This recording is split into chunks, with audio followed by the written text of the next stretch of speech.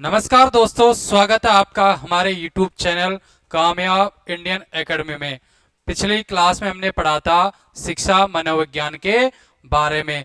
आज हम बात करेंगे बाल विकास कि एक बच्चे का जो विकास है वो किस प्रकार से होता है, किन किन अवस्थाओं से होकर गुजरता है एक बच्चे का विकास। तो उसके बारे में हम आज चर्चा करेंगे विस्तार से। बाल विकास,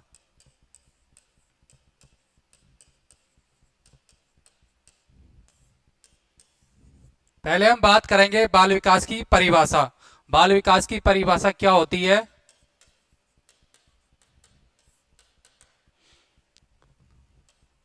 एक बालक का विकास एक बालक का विकास गर्भावस्था गर्भावस्था से शुरू होकर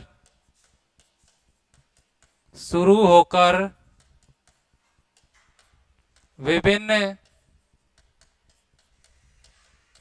अवस्थाओं से गुजरता है। विभिन्न अवस्थाओं से गुजरता है विभिन्न अवस्थाओं से होकर गुजरता है। उसे हम बाल विकास उसे क्या कहते हैं?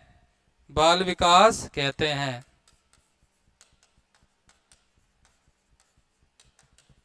उसे क्या कहते हैं? बाल विकास कहते हैं। एक बालक का विकास गर्भावस्था से लेकर विभिन्न अवस्थाओं से होकर गुजरता है। उसे क्या कहते हैं? बाल विकास कहते हैं। अब हम परिभाषा एक बार फिर से देख लेते हैं। एक बालक का विकास गर्भावस्था से शुरू होकर विभिन्न अवस्थाओं से गुजरता है, उसे बाल विकास कहते हैं। अब हम आगे बात करते हैं 17वीं सदी। 17वीं जो सदी है, इसमें 17वीं सदी में बाल विकास को लेकर, जो 17वीं सदी है इसमें बाल विकास को लेकर कोई भी विचारधारा नहीं थी। मतलब कोई भी विचार नहीं था कि बालक का कोई विकास भी होता है या बच्चे का जो विकास है किस प्रकार होता है, ऐसी कोई विचारधारा या विचार नहीं था।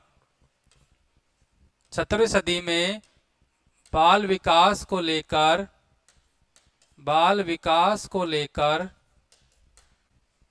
कोई विचार धारा नहीं थी। जो 17वीं सदी है इसमें बाल विकास को लेकर कोई भी विचारधारा नहीं थी। अब हम आगे बात करेंगे 18वीं।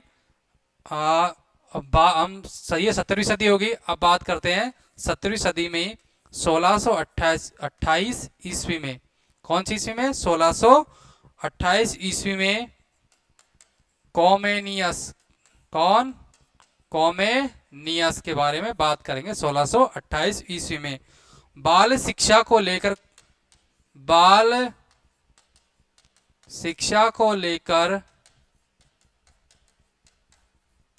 कॉमेनियस ने क्या किया? School of infancy school of infancy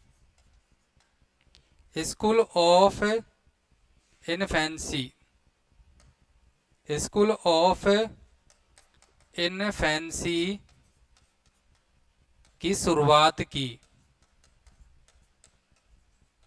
क्या की? शुरुआत की। स्कूल ऑफ इन्फेंसी मतलब क्या होता है?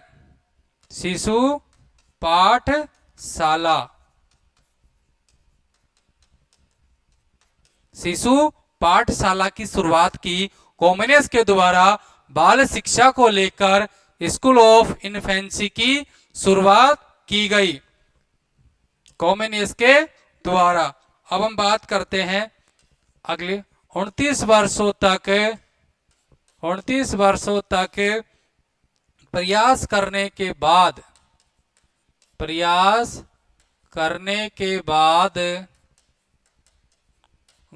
वर्षों तक प्रयास करने के बाद 1657 ईस्वी में दो चित्रमयी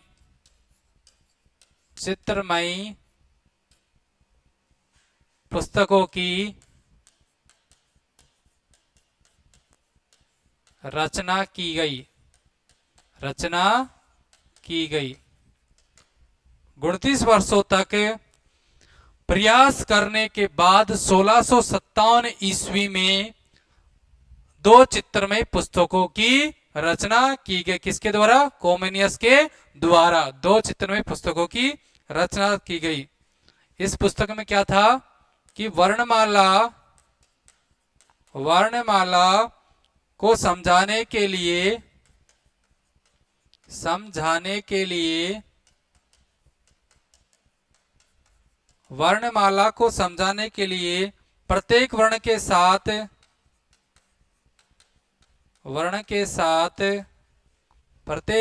साथ चित्र का क्या था? प्रयोग किया गया। चित्र का प्रयोग किया गया। किसका? चित्र का प्रयोग किया गया। किसके लिए? जो पुस्तक की रचना की गई, दो चित्र में पुस्तकें थी, उनकी रचना की गई। उसमें क्या था?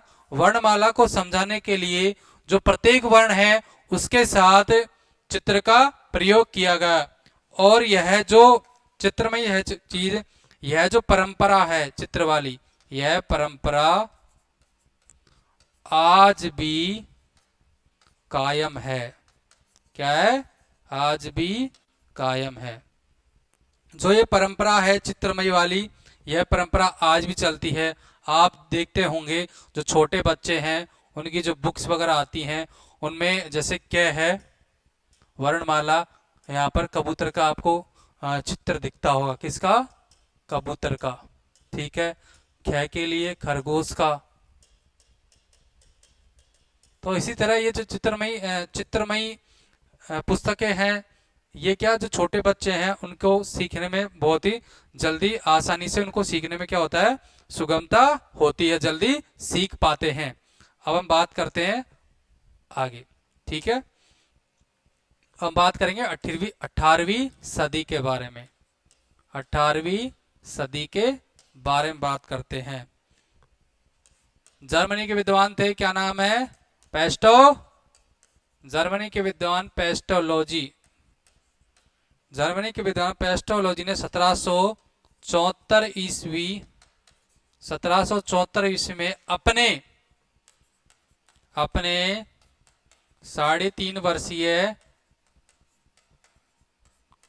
3.5 वर्षीय पुत्र पर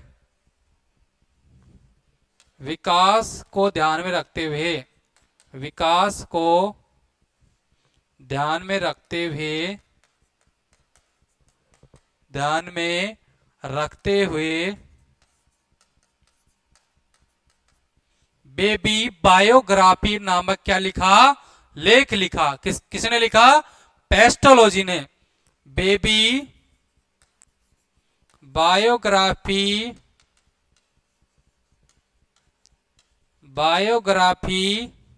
नामक लेख लिखा। किसने लिखा?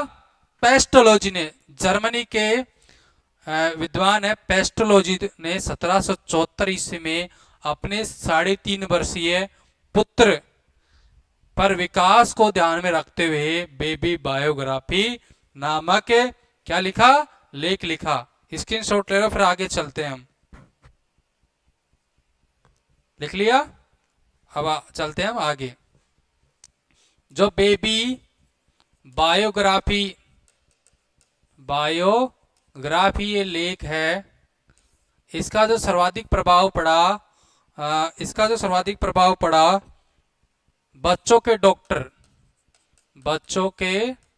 डॉक्टर टाइडमैन पर। किस पर? टाइडमैन पर। ये कहाँ के थे? ये जर्मनी के थे। टाइडमैन कहाँ के थे? जर्मनी के थे।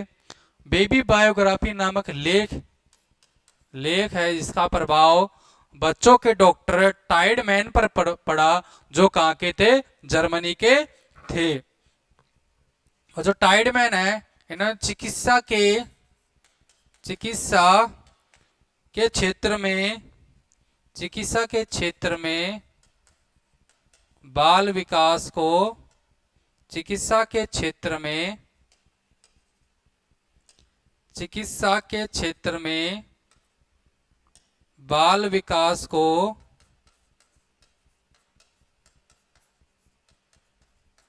गति प्रदान की। किसने गति प्रदान की? टाइडमैन ने। बेबी बायोग्राफी नामक लेख है जो बच्चों के डॉक्टर टाइडमैन पर सर्वाधिक प्रभाव पड़ा। टाइडमैन थे कहाँ के? जर्मनी के। टाइडमैन ने चिकित्सा के क्षेत्र में बाल विकास को क्या दी? गति प्रदान की। अब हम बात करते हैं 19वीं सदी के बारे में। 19वीं सदी के बारे में, ठीक है। 19वीं सदी में श्रीमती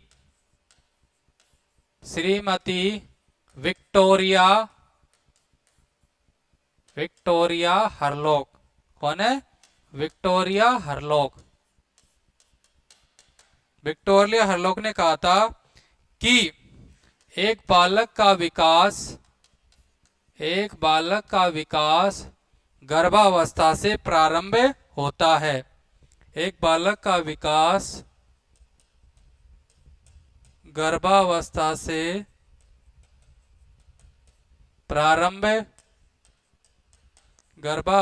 से प्रारंभ होता है, ठीक है। 19वीं सदी में श्रीमती विक्टोरिया हरलॉक ने कहा था कि एक बालक का जो विकास है वो गर्भावस्था से क्या होता है? प्रारंभ होता है। कहां से प्रारंभ होता है? गर्भावस्था से प्रारंभ होता है। यह किसके द्वारा कहा गया था? श्रीमती विक्टोरिया हरलॉक के द्वारा। अब हम आगे बात करते हैं। जो श्रीमती विक्टोरिया हरलॉक है, इनके बारे में बात करते हैं हम। श्रीमती विक्टोरिया हरलॉक, इनके विचारों से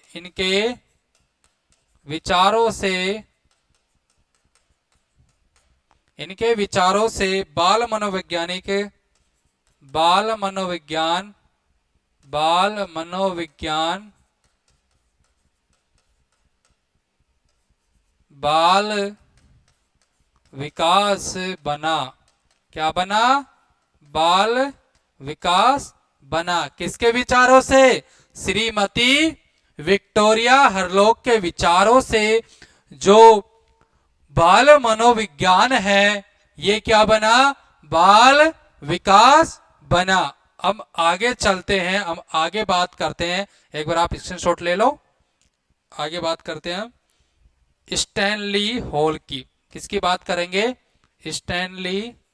स्टैनली हॉल की बात करते हैं।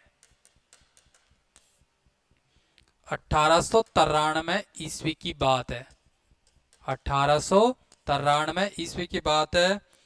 बाल विकास आंदोलन शुरू किया। किसने? स्टैनली हॉल ने।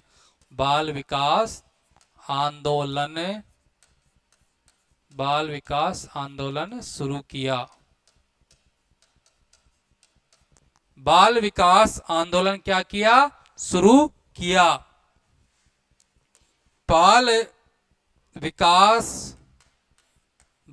विकास आंदोलन के जनक,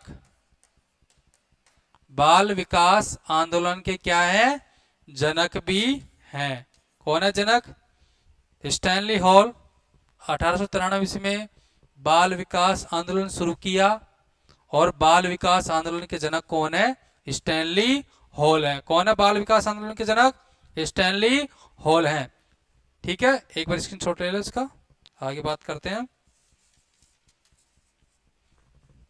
अब वुडवर्थ के अनुसार हम परिभाषा देखते हैं बाल विकास की। वुडवर्थ किसके अनुसार? वुडवर्थ के अनुसार बालक का विकास बालक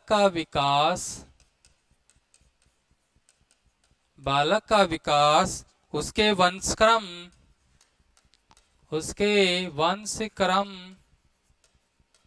व वातावरण का गुणनफल है। क्या है? गुणनफल। बालक का विकास उसके वंशक्रम व वातावरण का गुणनफल है। वुडवर्थ ने कहा था कि बालक का विकास उसके वंशक्रम व वातावरण का क्या है? गुणनफल है। एक बच्चे का जो विकास होता है उसमें जो उसके वंशक्रम मतलब जो उसके माता पिता है के गुण जो क्या आते हैं बच्चे में आते हैं, और जो वातावरण भी है बच्चे के विकास में महत्वपूर्ण भूमिका निभाता है। जिस प्रकार जैसा बच्चे को वातावरण मिलेगा उसी प्रकार बच्चे का विकास होगा। ठीक है, अब आगे बात करते हैं। विकास बराबर वंशक्रम इंटू वातावरण। विकास क्या होता है? वंशक्रम इंटू वातावरण। विकास क्या होता है? वंशक्रम इंटू वातावरण। ये किसने कहा था? वुडवर्थ के द्वारा कहा गया था। अब आगे चलते हैं। हम बात करेंगे वंशक्रम के बारे में। किसके बारे में? वंशक्रम के बारे में बात करेंगे कि वंशक्रम होता क्या है, कैसे इसकी परिभाषा क्या है, इसके बारे में हम चर्चा करेंगे। एक बच्चे के विकास में वंशक्रम किस प्रकार से भूमिका निभाता है उसके बारे में हम चर्चा करेंगे। अब शुरू करते हैं। वंशक्रम क्या है? जो वंशक्रम है ये माता पिता के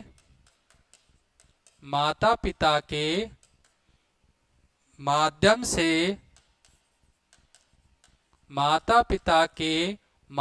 से पूर्वजों के जो गुण हैं, पूर्वजों के माता पिता के माध्यम से पूर्वजों के जो गुण आ जाते हैं, पूर्वजों के गुण जो आ जाते हैं वंशक्रम कहलाता है। क्या कहलाता है? वंशक्रम कहलाता है।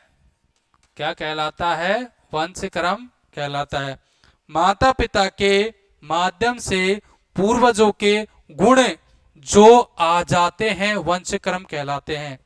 कि माता है, ठीक है, माता के पिता या माता के गुण, ठीक है, वो गुण आगे किसमें? बच्चे में आगे। पिता के पिता माता के गुण किसमें? आगे बच्चे में। यानी जो बच्चा है उसके दादा के गुण बच्चे में आते हैं, और जो माता है माता के पिता बच्चे के यानी बच्चे के नाना नानी के गुण किसमें आते हैं? बच्चे के अंदर आ जाते हैं। किसके माध्यम से वो आते हैं बच्चे में? माता पिता के माध्यम से किसमें आते हैं? बच्चे में आते हैं। किन के गुण?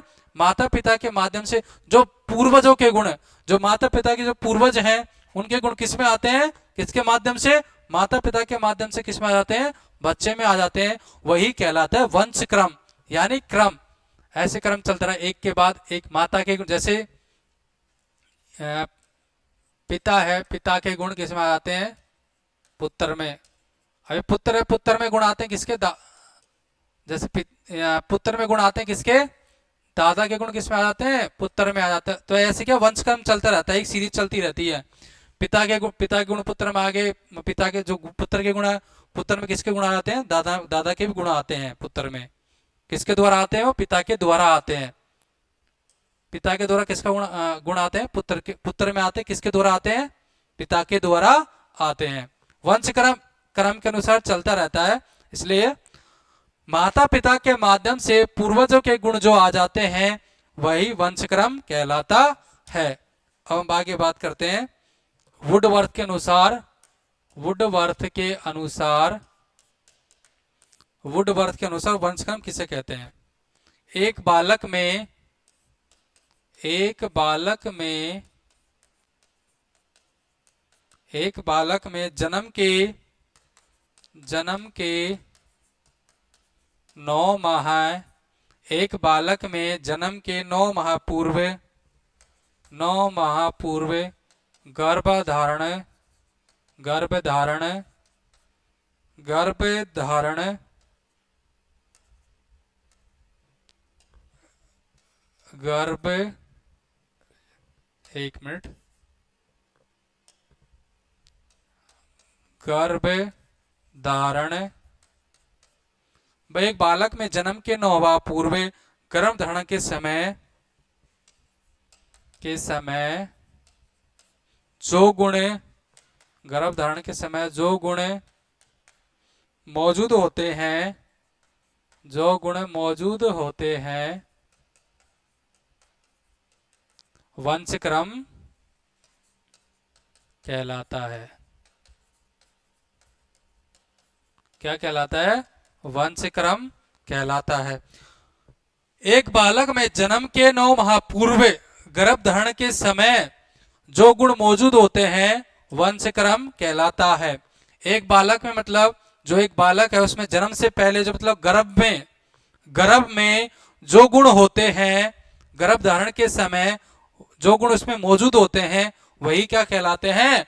वंशक्रम कहलाता है। अब हम बात करते हैं वंशक्रम के अनुसार जीवन की शुरुआत। वंशक्रम के अनुसार जीवन की शुरुआत। भाई वंशक्रम के अनुसार जीवन की शुरुआत कैसे होती है उसके बारे में चर्चा करते हैं। माता,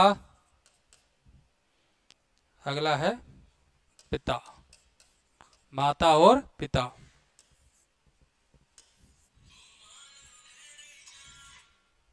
माता में होते हैं कितने? 46 गुणसूत्र।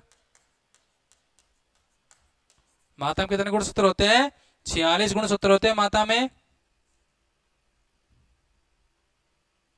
पिता में होते कितने? 46 गुणसूत्र। कितने होते हैं? 46 गुणसूत्र होते हैं।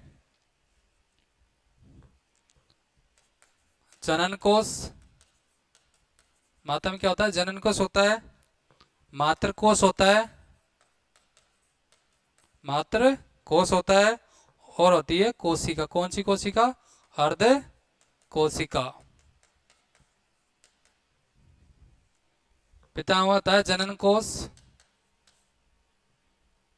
पिता में होता है क्या होता है? जनन कोष।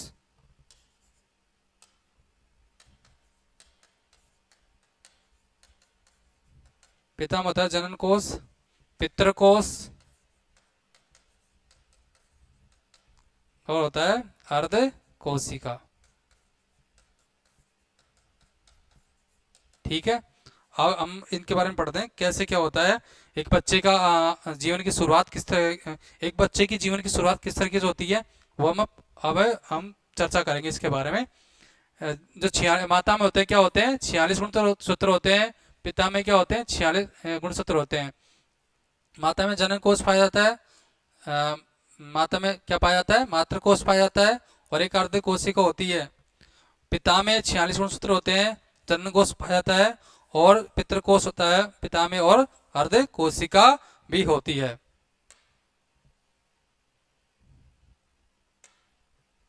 ठीक है, अर्ध कोशिका मतलब 23 गुणसूत्र। कितने होते हैं? 23 गुणसूत्र माता के और 23 गुणसूत्र किसके? पिता के। 23 गुणसूत्र माता के और 23 गुणसूत्र पिता के। कितने हो गए टोटल? 46 गुणसूत्र। कितने हो गए? 46 गुणसूत्र। कितने हो गए? 46 गुणसूत्र। 46 गुणसूत्र क्या हो गए? 46 गुणसूत्र। माता और पिता के दोनों के गुणसूत्र मिलकर क्या बनता है? एक जायगोट क्या बनता है, जायगोट। क्या बनता है, जायगोट बनता है, जिसमें जो कैसा होता है, सुई की नोक के बराबर होता है, सुई की नोक के बराबर।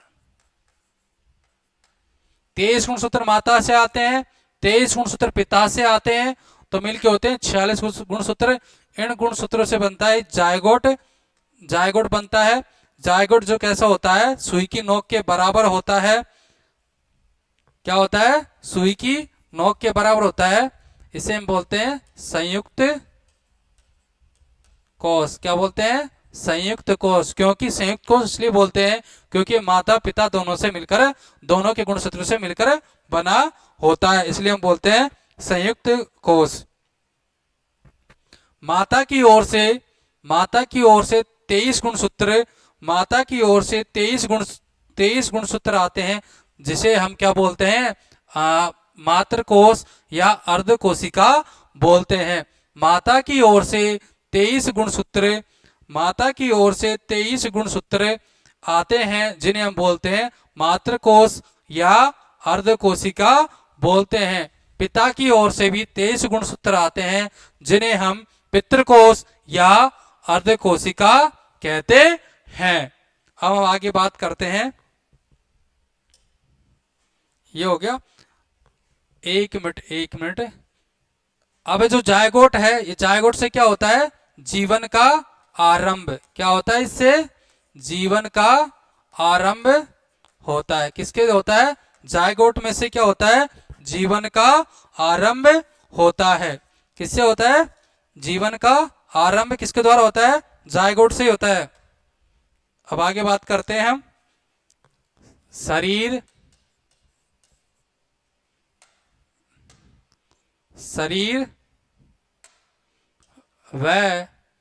व लिंग का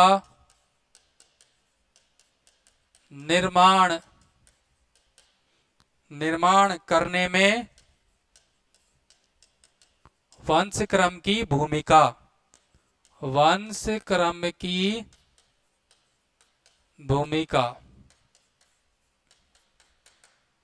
वंशक्रम की भूमिका। इसके बारे में हम बात करेंगे अगली क्लास में। आई होप आपको जो मैंने पढ़ाया आपको समझ में आया होगा। आपसे एक रिक्वेस्ट है, आप वीडियो को लाइक कीजिए और जितने भी जो आपके साथी हैं वो शिक्षक भर्ती की परीक्षाओं की जो तैयारी कर रहे हैं उनको, जो भी आपके दोस्त हैं साथी हैं उनको शेयर कीजिए और हमारे चैनल को जरूर सब्सक्राइब कीजिए। मिलते हैं नेक्स्ट क्लास में।